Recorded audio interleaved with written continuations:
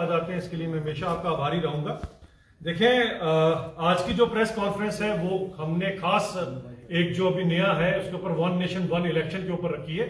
और हमसे पहले भी थोड़ी देर पहले भी जो इंडी गठबंधन ने एक प्रेस कॉन्फ्रेंस की है जिसमें वो क्लियर कट बोल रहे हैं।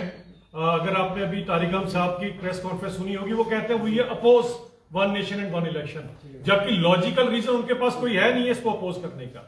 हम आपको वन नेशन वन इलेक्शन के ऊपर जो मेन उसका क्या रीजन है, क्यों वन नेशन वन इलेक्शन इस देश के लिए जरूरी है, स्टार्टिंग की मैं उसमें आपसे बात करूंगा। उसके बाद मेरे साथ के जो प्रवक्ता हैं वाई बी शर्मा साहब आपको जो निटी गिटी जो उसकी डिटेल्स है जिसमें उन्होंने काफी भारी अध्ययन किया है उसके बारे में आपको शर्मा साहब बताएंगे। मेरे साथ हमारे बलबीर जी, रामरतन जी भी मेरे साथ हैं। देखिए, सबसे बड़ी बात यह आती है कि वन नेशन वन इलेक्शन की हम बात क्यों करते हैं। वन नेशन वन इलेक्शन वो एक ऐसी चीज है जो पूरे देश को एक सूत्र में जोड़ने का काम करेगी, क्योंकि भारत पूरी दुनिया की सबसे बड़ी जमहूरियत है। यह चीज हमें समझना पड़ेगी। सबसे बड़ी जमहूरियत होने के नाते यहां पर नील वोट अगर आप देखें तो करोड़ों के हिसाब से 90 करोड़ से ऊपर लोग हैं जो अपना भाग्य आजमाते, जो अपने वोट का फैसला करते हैं। उनके लिए सबसे इंपॉर्टेंट यह है कि वन नेशन वन इलेक्शन क्यों होना चाहिए। अगर आप आजादी के समय पे चले 1947 के बाद से लेकर काफी देर तक 2-3 दशकों तक वन नेशन वन इलेक्शन ही चलता रहा इस देश के अंदर। लेकिन कांग्रेस की जो नीति रही, चाहे वो इमरजेंसी की नीति रही, चाहे 90 बार जो कांग्रेस ने सरकारें गिराई अलग अलग राज्यों में, जिसके कारण ये वन नेशन वन इलेक्शन का टोटल जो सिस्टम था ये फेल हो गया।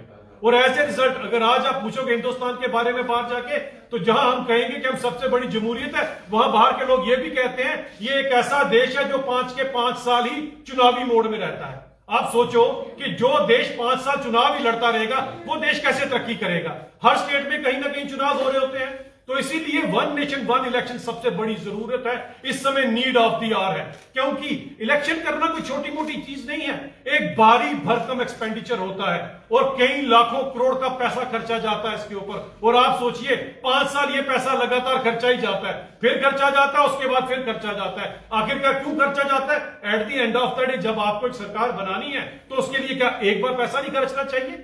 उस एक बार पैसा खर्चने के पीछे हमारी यही रीजन है, सबसे पहले एक देश का एक्सपेंडिचर बढ़े, अगर एक्सपेंडिचर कम हो, और जब एक्सपेंडिचर कम होगा देश का तो वो पैसा हमारे ही काम आएगा, हमारे लोगों के काम आएगा। जिस तरह से भारतीय जनता पार्टी ने पिछले अगर आप देखें 5-10 सालों के अंदर 25 करोड़ से ज्यादा लोग गरीबी रेखा से उठाकर ऊपर ले आए। अगर वन नेशन वन इलेक्शन हो जाता है तो नियर अबाउट गरीबी की प्रॉब्लम इस देश से खत्म हो जाएगी, क्योंकि काफी पैसा होगा हमारे पास जो हम अपने लोगों में लगा सकते हैं।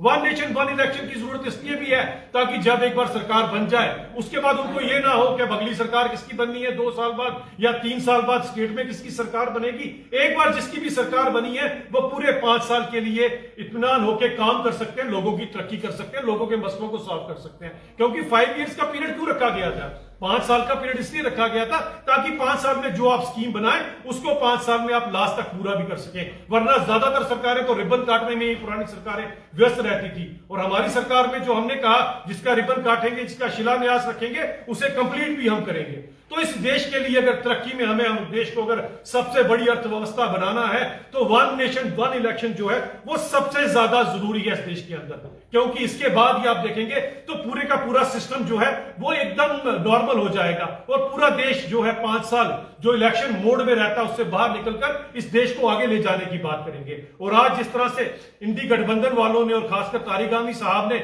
इसको अपोज किया है, जबकि रीजन उनके पास कोई नहीं था, तो मैं सबसे पहले उनको और उनकी इंडी गठबंधन जो पीछे अगर आप देखें तो गुपकार अलायंस के नाम से भी जाना जाता था जम्मू कश्मीर के अंदर, तो तारिक अहमद साहब से मैंने पूछा कि आपका इस गठबंधन ने जब सबसे जो यहां से स्टार्ट होता है चुनाव, जिसे हम कहते हैं गांव का चुनाव यानी कि पंच सरपंच का चुनाव, आपकी नेशनल कॉन्फ्रेंस ने और आपकी पार्टी ने उससे बायकॉट क्यों किया था? अगर आप इलेक्शनों में यकीन रखते हैं तो कम से कम आप इस तरह की बात नहीं कर सकते हैं। इस देश को समय वन नेशन वन इलेक्शन चाहिए, पूरे देश को एक सूत्र में पिरोने के लिए, क्योंकि इतने बड़े देश की तरक्की तभी पॉसिबल होगी जब पूरा देश 5 साल में एक बार चुनाव में जाएगा और बाकी के 4 साल से ज्यादा यानी कि वो अपने देश की तरक्की का काम करेगा। यही मेरा आपसे सब लोगों से कहना था कि भारतीय जनता पार्टी जो है वो वन नेशन वन इलेक्शन के साथ खड़ी है, और आप सबकी अगर शुभकामनाएं रही तो वो जल्दी इसको पास कर हम जो है वन नेशन वन इलेक्शन की तरफ अग्रसर हो जाएंगे। तारिक अहमद साहब का जो अभी प्रेस वार्ता हुई उसमें उन्होंने ये भी कहा कि स्टेटहुड की मांग जो है लगातार जम्मू कश्मीर की जनता कर रही है, मगर केंद्र सरकार गौर नहीं कर रही है इसके ऊपर। सबसे पहली बात ये आती है कि जिस तरह स्टेटहुड की बात है वो तो हमने और पहले ही बात कर रखी है, लेकिन कम से कम तारिक अहमद साहब और उनकी पार्टी हमें बताएं कि उनकी मंशा क्या है। आपका मैनिफेस्टो तो बोलता है 1953 से पीछे चलिए। आप तो यहाँ पर बात करते हैं कि जितने लोग जो टेररिस्ट एक्टिविटीज में पाए गए थे उनको निकाल दीजिए। आप तो 370 की वकालत कर रहे हैं। हम देश को आगे ले जाने की बात कर रहे हैं, आपकी पार्टी 1953 से पीछे जाने की बात करते हैं। पहले उसकी बात कर लीजिए। स्टेटहुड की यहां तक बात है वो जरूर आएगा, जब स्थिति अनुकूल होगी जरूर स्टेटहुड दिया जाएगा। अब ये जो सिसोदिया साहब, भारत जो है वो हर स्टेट की अलग अलग परिस्थितियां हैं।